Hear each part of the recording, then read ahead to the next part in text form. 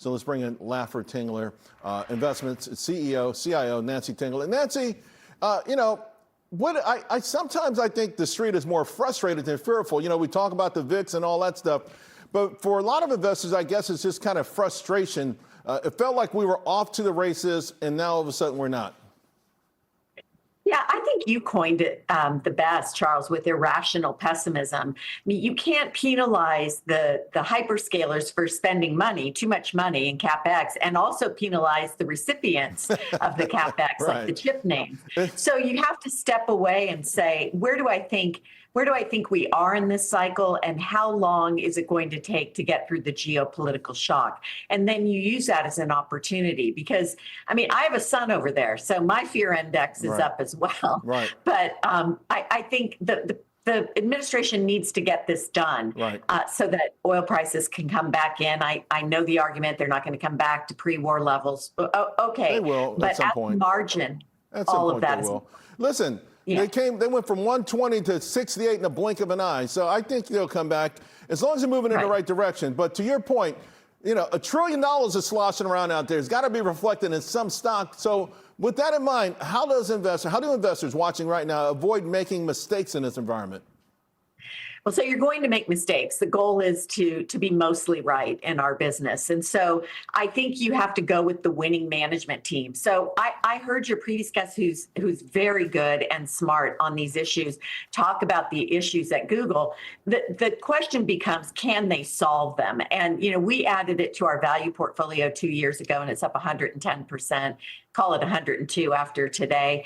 But those are the companies you want to look for. Now, we have shifted our focus to NVIDIA because we owned it in growth, but we have added it to our value portfolio because it's been trading like a value stock. Right. And they are a solution. So you want to look for the companies with reliable earnings growth. And, these stocks are trading inversely to the price of oil.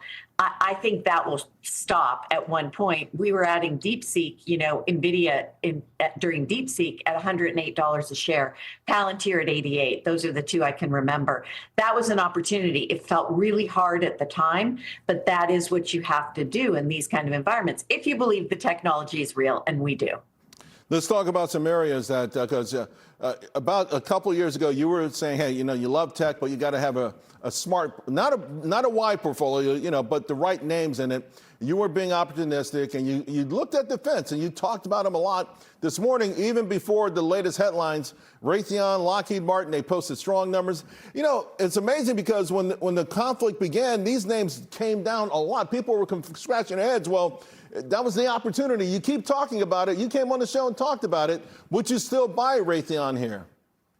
I would. The backlog is incredible. I mean, it's like they have chip stock-like backlogs, and they are utilizing productivity enhancing technologies, which is mostly AI, to improve the speed of their supply chain, to improve manufacturing output. And that's what is so exciting, is that the productivity is spreading across sectors, healthcare, finance, and industrials in particular. So yeah, I'd still be adding to it in here. Nancy, I got a minute to go. I want to ask you about investing in general, right?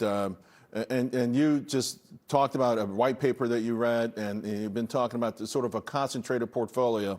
And I think a lot of people would be surprised to learn that Warren Buffett, he never owned a lot of stocks. He just learned about a few names that he really loved. They kept executing, so he kept holding them and buying them. What do you say for folks who are trying to hop out the one hot sector every day for the next hot sector the next day? Yeah, so we've run concentrated portfolios since early in my career, and that was based on a Journal of Portfolio Management article that said 12 is the optimal number of names. So we do have a 12-stock portfolio, but we also have about 25 to 30 names in our large cap strategies.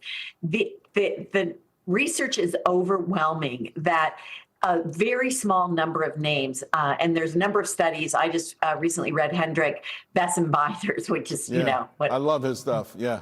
Obscure, but yeah. And what he showed is he went back and looked at since 1926, and it was about 4% of the names were responsible for the total return of the market. Add to that another study that looks at patient strategies, owning stocks for more than 2 years, and that adds another 2% annually to your total return. That is what we do. We're long-term investors, so we're not chasing the most recent winner, but we will buy them and participate. Micron, case in point, we added it earlier this year, and that felt super late, and that was at $370 a share. Yeah. So you can't. Oh, sorry. No, I was just going to say it's interesting. You're talking about these studies. I think Fidelity a few years ago studied all of their accounts, and by far the best accounts were the dead folks because they couldn't trade their their account. So to your point, by the way, tell your son thank you for his service, and we pray for all the men and women out there. Thanks a lot, Nancy. Thanks, Charles. All right, see you soon. All right, folks.